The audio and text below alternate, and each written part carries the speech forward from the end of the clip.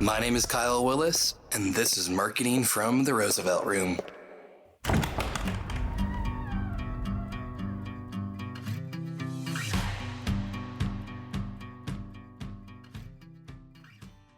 All right, welcome back to a new episode of Marketing from the Roosevelt Room. I am stoked on where we are going today. Our guest for this episode is a man who has a lot of stories to tell. He started his career in the United States Army. He's been in Iraq and Kuwait, and out of some life lessons from the Army, as well as what he's gone through in business, has become a lead trainer and lead coach in a variety of different programs I'm sure we're going to get into today. But our guest, Nate Bailey, works with hundreds of men and women, all in the aspect of how to create a better life for themselves and their families. He's written a brand new book that we're about to talk about in a little bit. But Nate, I'm really excited to have you on our show today. Thank you so much for being with us in the Roosevelt Room. Hey, you bet, Kyle. Thank you, man. I really appreciate it, and I'm excited to be here in the Roosevelt Room. He's one of my favorites for sure. So I just love the name of the podcast, and yeah, thanks for having me on. I love it, man, and that's exciting for me. As we were talking a little early before we hit this record button of just who the man Roosevelt was, what Teddy was able to do, and bring our country together, unite both sides in ways few leaders have been able to do, and serve our country in that way. And I think in my segue of the little I've gotten to know you, that's what you've been able to do, going from being a platoon leader in the United States Army with Operation Iraqi Freedom, leading 40 different soldiers. Let me toot your own horn for a moment. I'd love to know a little bit of just what that has taught you, what your life was like in the Army that brought that real world experience, and now who you are as an author, renowned speaker, and entrepreneur. Yeah, I mean, being a leader in the Army, it was, and then being deployed, and it's a huge life experience that I'm definitely able to take and draw from into who I am today and who I continue to be as a coach and a leader in what we do inside of our different men and women immersion programs that we have is, some of the biggest things is just when you're leading 42 plus guys for 24/7, for about 15 months straight. Like you can imagine, it's a little bit challenging. You got a lot of alpha dudes that to get along with and stay together and be cohesive and get along and it doesn't always happen that way and so it was an incredible experience just to learn how to really connect with all kinds of different people and realize that you got to connect with each one a little bit differently. And so as a coach, you get all kinds of different men and women. It's kind of the same thing, different backgrounds, different experiences, different people.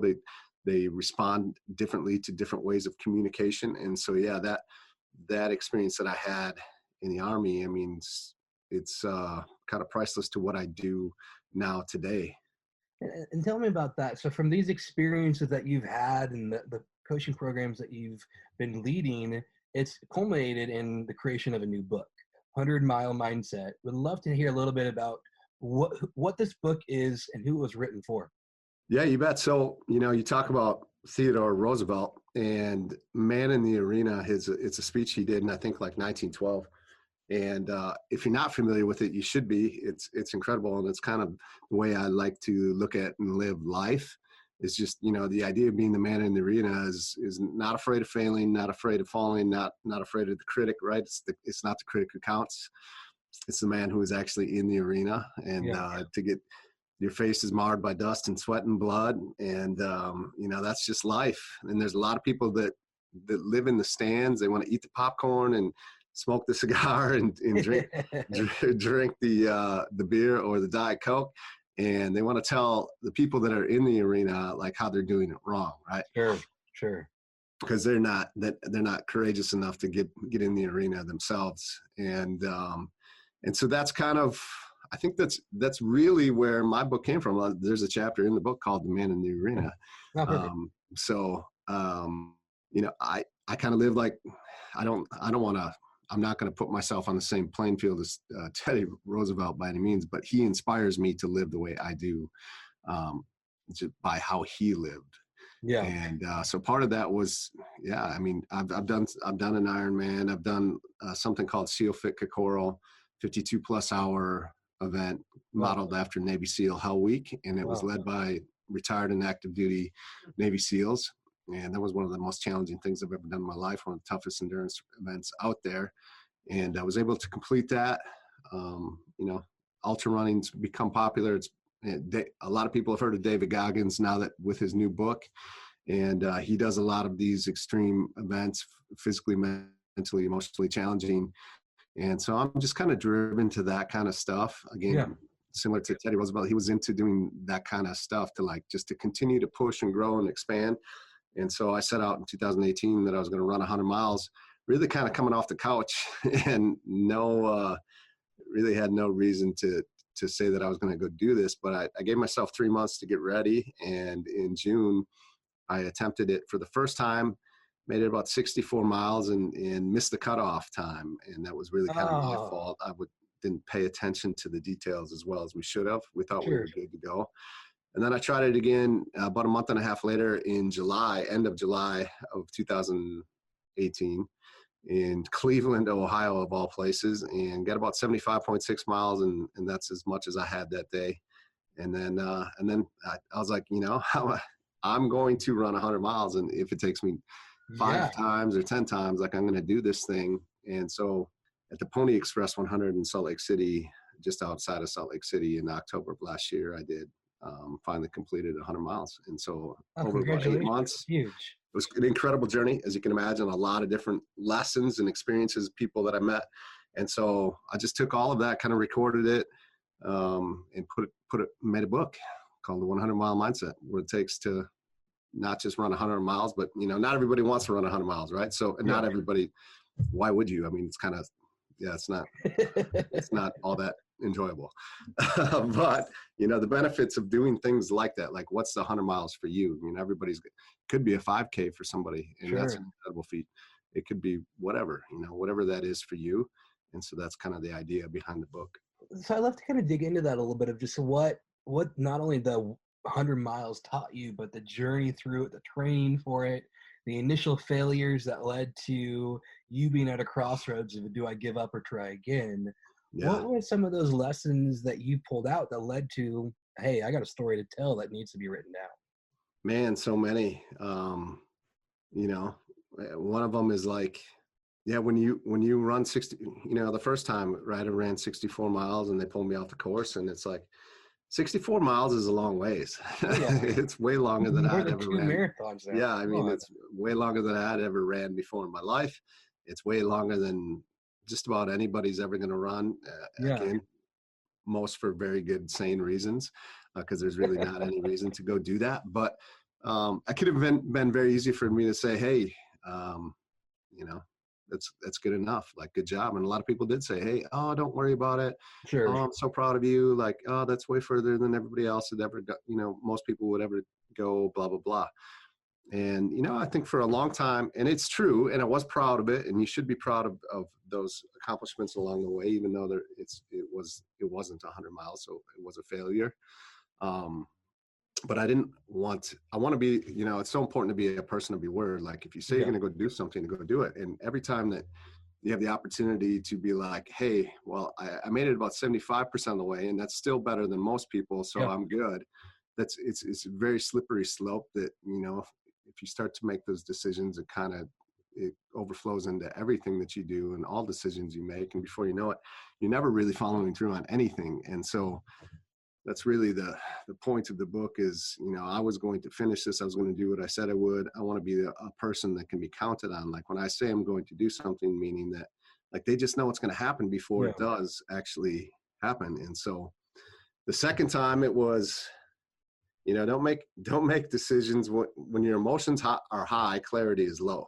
Well, and so 75.6 miles in, I can't go any further. It's like 2:30 in the morning. And really, I'm questioning myself, like, what am I doing? Like, that's like, you really are good. Like, you don't have, what are you doing this for? And so learning to give myself some space in those Yep. moments when it's like, when you're so close to it that, yeah, I mean, you're not making clear, rational decisions at that time. And so it's like, allow yourself to take a step back, take a deep breath, go get some rest. A day or two later, then you can come back and be like, all right, you know what? Yeah, I might not have wanted to continue this journey right when there was a moment that I couldn't go any further, but now that I've had some time to create some space for myself and get clear on what I really Yeah. want, like, Yeah. I got to go finish this.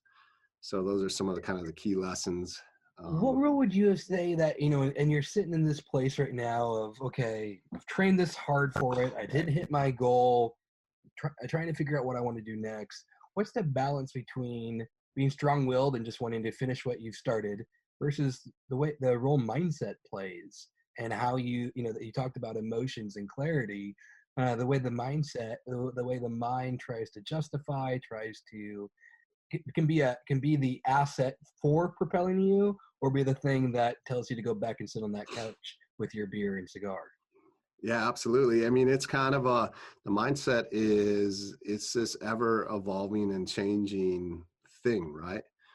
And again, I think that it goes back to, the more that you get in these circumstances and you start to kind of give yourself a little bit of a pass and you start to justify things, your mindset can start to slip back really fast, like towards that comfort. Yeah. Yeah. Versus like, that's why it's so important because it takes a lot less time to lose this steel forged mindset, this strong mindset, this ultimate mindset, whatever you want to call it, this 100-mile mindset.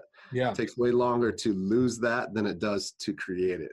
Meaning, like, it only takes one or two decisions for it to really go back to where you were before, versus the time that it took to really build it up to where it is as a 100-mile mindset. It's kind of like it takes a long time to form a habit, and it takes a very short time to wreck it. Yeah. Right. Yeah. Skipping the gym for one day and all of a sudden it's been a week and then it's been a month and you could have been going to the gym for a year straight. Yeah.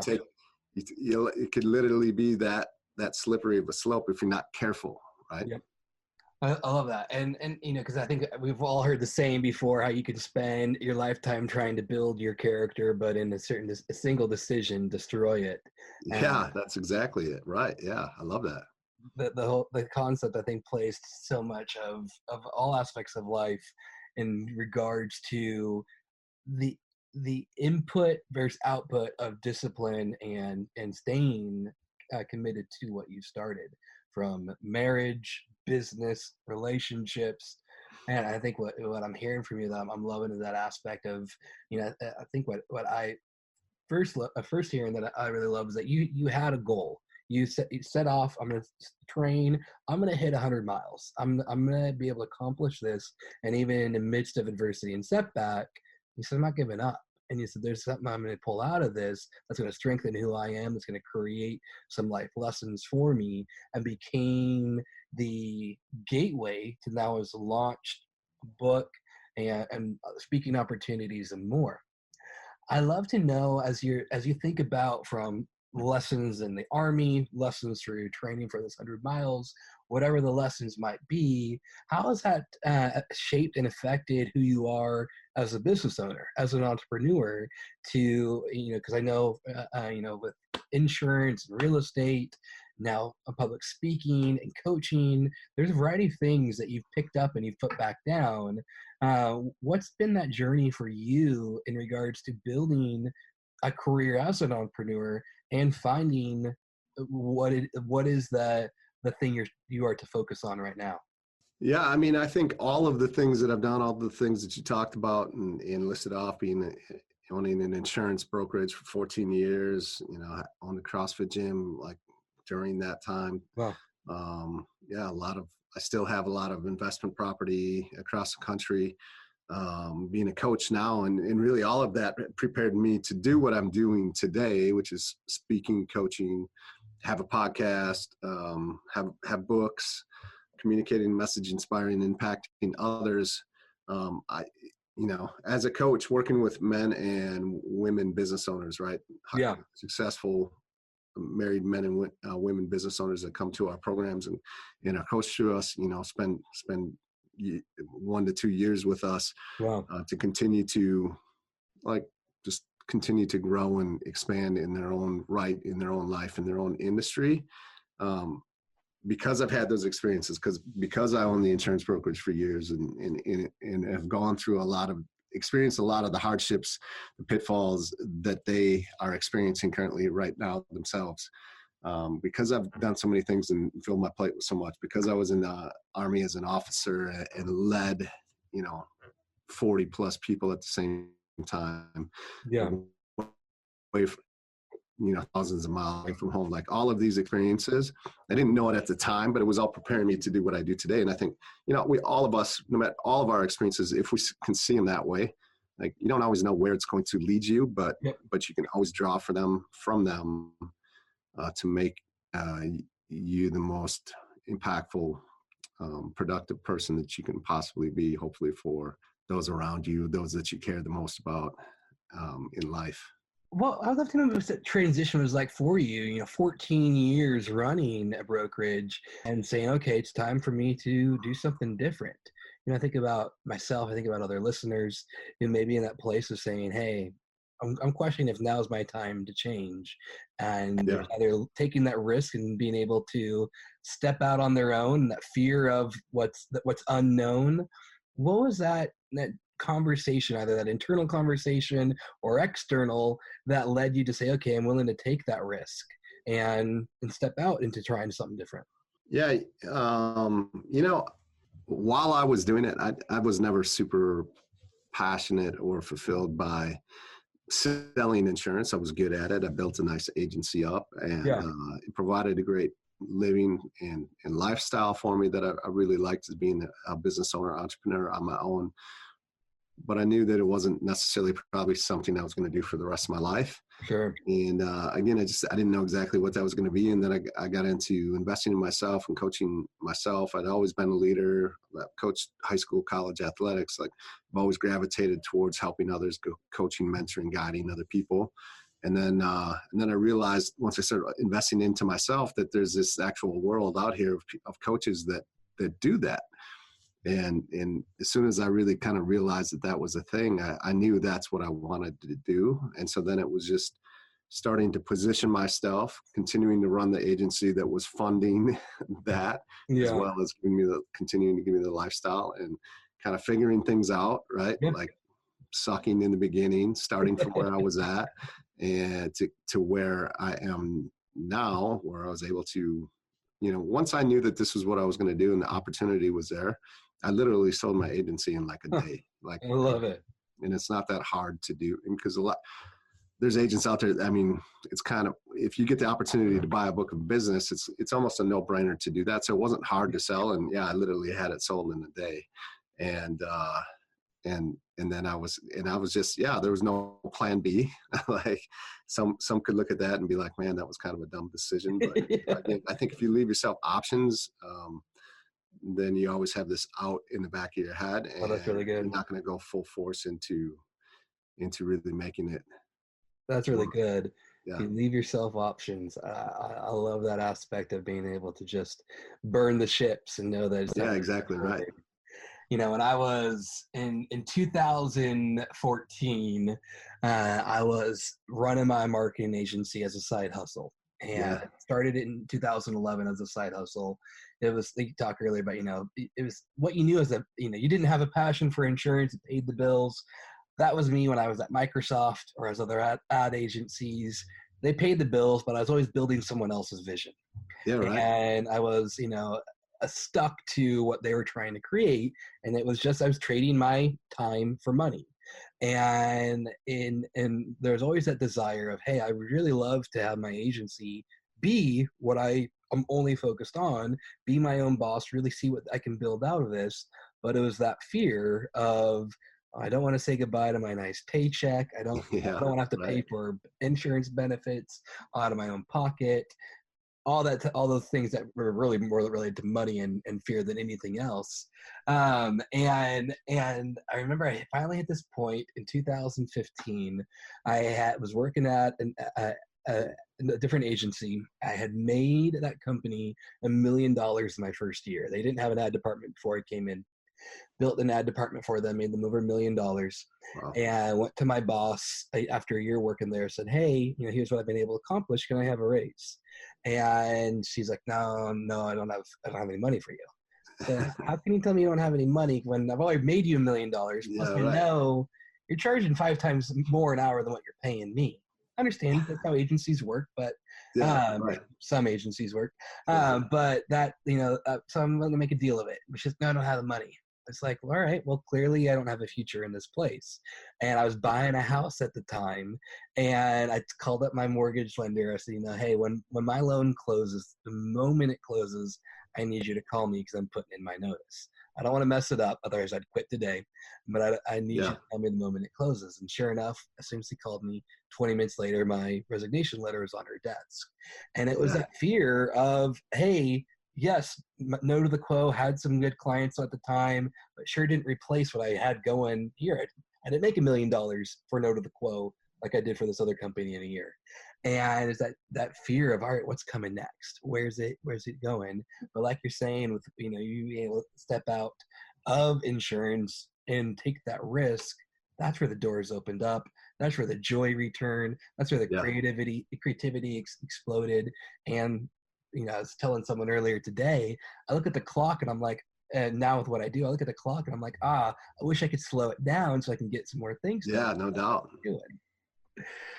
So, I love to just hear, there's my story. I love to just hear a little bit more on your story of that aspect of, hey, now that you've taken what you've learned, what you're going through, walk me through a little bit of what you call your coaching programs and working with married men and women. What is it that you do there? What is the type of coaching that you offer? Who are you trying to coach in those?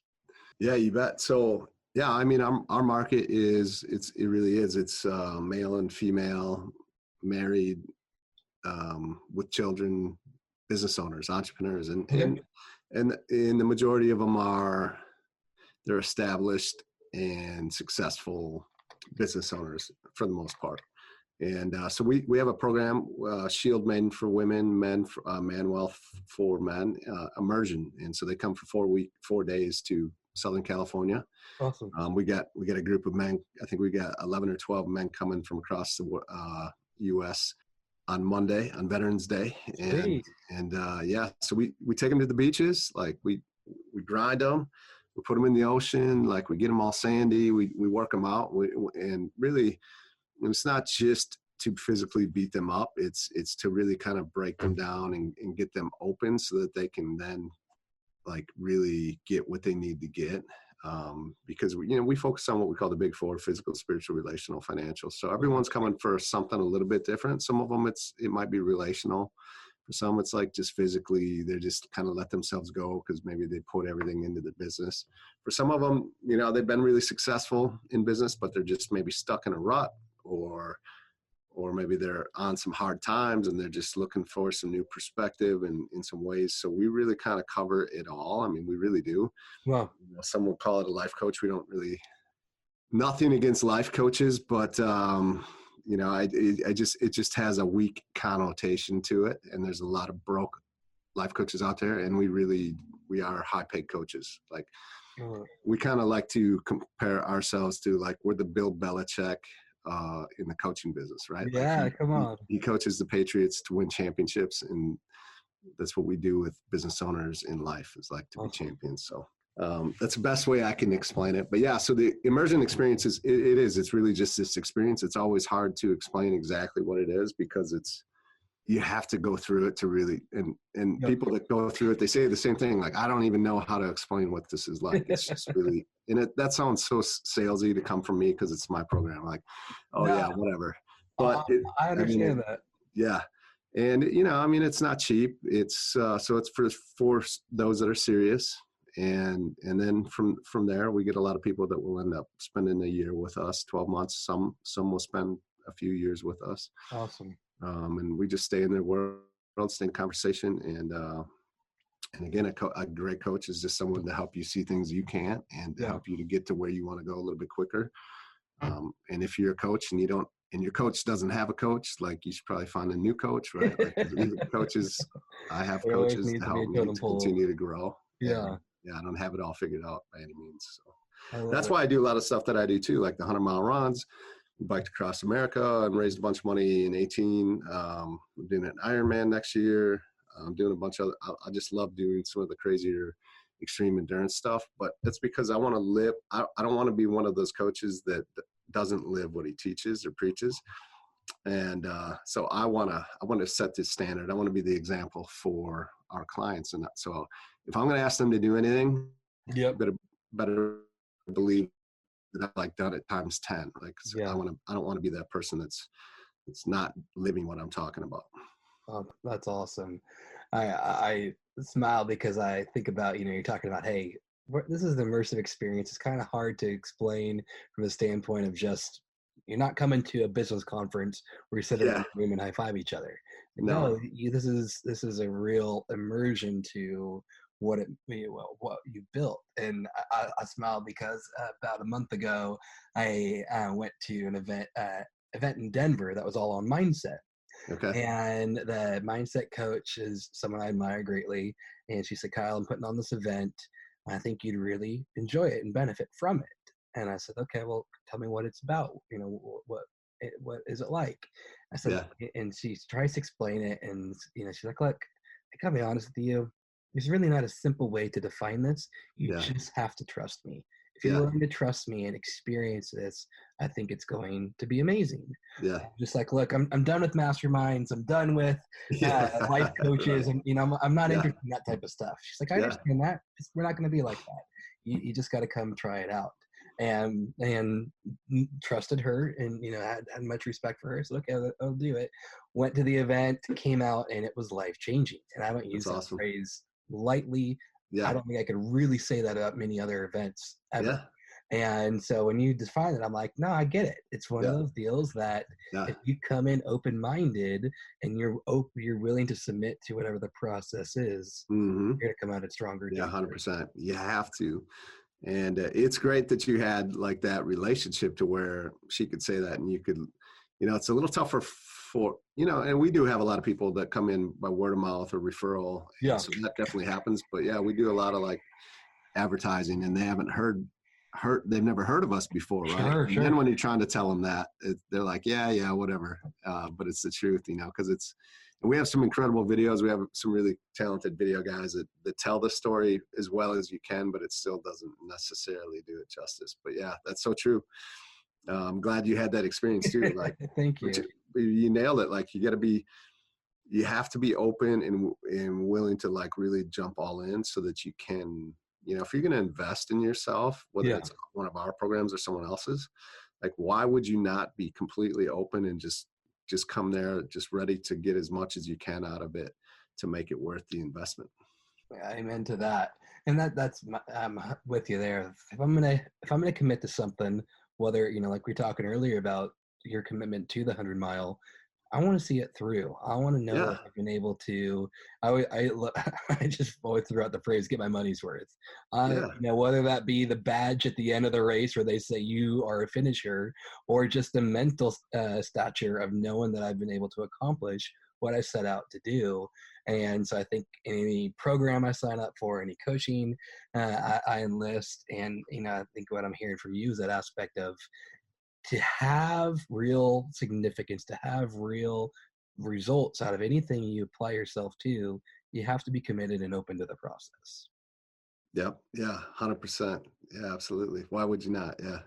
You're robbing yourself, your family, like, you're taking time away. I mean, what you got to get for sure. Yeah. Correct me if I'm wrong, because from what I know from my own personal experience, as well as being in this entrepreneurial world, it's so easy to sign up for things. It's so easy to say, hey, I'll go buy that course. I'll go enlist this coach. I'll go attend that conference. And then it just becomes like trophies on the wall of, remember that thing? Remember when I went there? Remember when I bought that? I mean, I know personally the amount of marketing courses I've purchased that I may have a login credential for and I haven't even logged into the haven't even looked at. I've done that. Yeah. Oh, yeah. I'd love to know from your perspective as a coach, with your program or any others, any advice you have for entrepreneurs that are in that place of saying, okay, either it's information overload or I just feel overcommitted to so many different things, how to be able to focus on one thing and prioritize whatever that commitment is, like in your place where it was, I'm committed to finishing that 100 miles and being able to see that through before moving on to the next thing. Yeah, I mean, this is the stuff that we talk about all the time with our clients is, I mean, clarity is power. You just got to be extremely clear on what you want, why it matters. And if you are, then when you commit to it, you know that you're just going to make it happen, right? And nothing else is going to distract you or take you away from that because you're so clear and focused on it because you're taking the time to really figure out what it is that you want. Most people don't know what they want.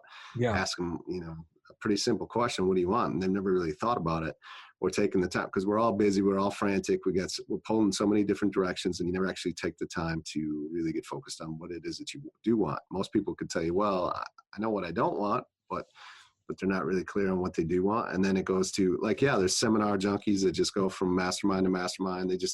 They love being surrounded by other people and they love the excitement of it. But then they get home and it wears off really fast and they put their notebook or journal on the shelf and they never look at it again. Sure. I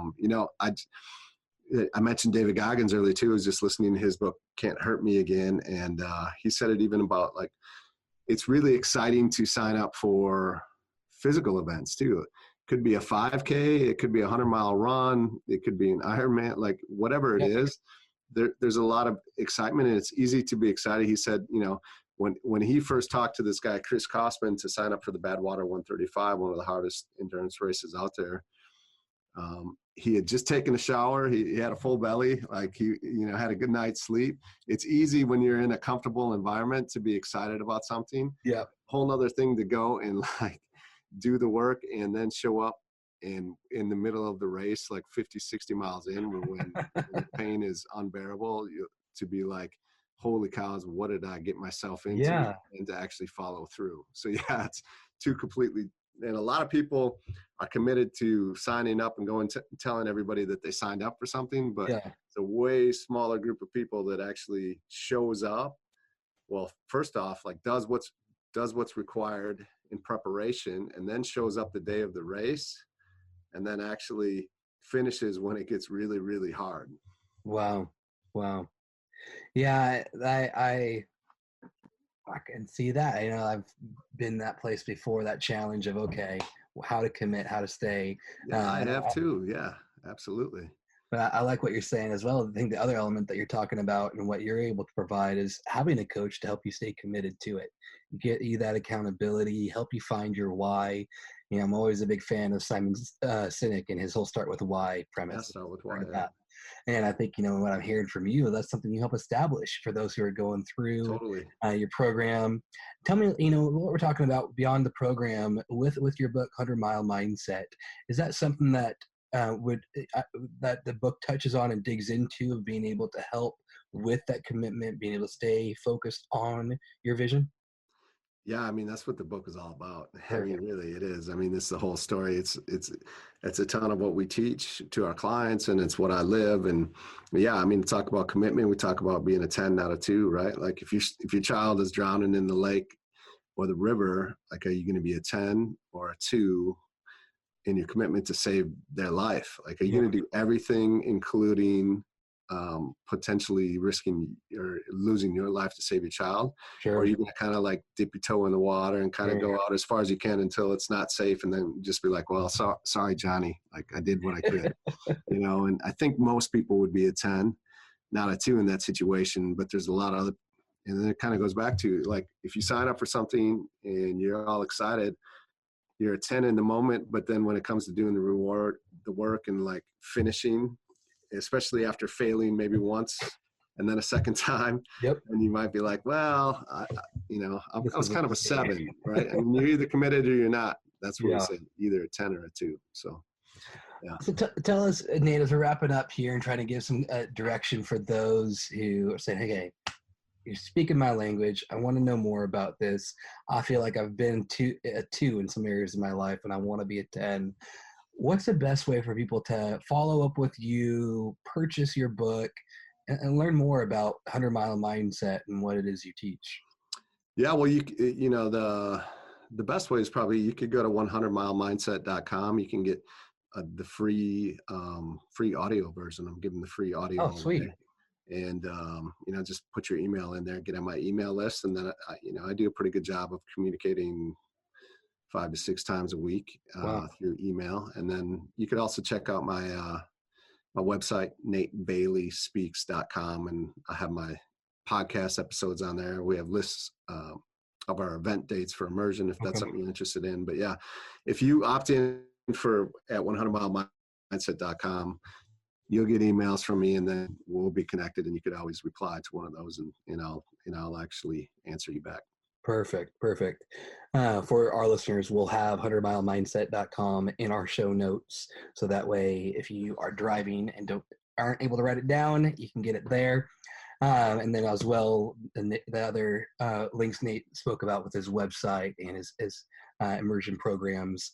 Nate, I think this has been really inspiring to be able to think through that aspect of how to have a focus, have vision, fight through adversity, not give up, and be able to stay committed to the goals you set in front of you. I'm excited to check out 100 Mile Mindset. Love that you have an audio version because that's how I read, quote unquote, my books these days. I was giving it away, the paper copy, and doing like the free plus shipping. And I was just like, you know what?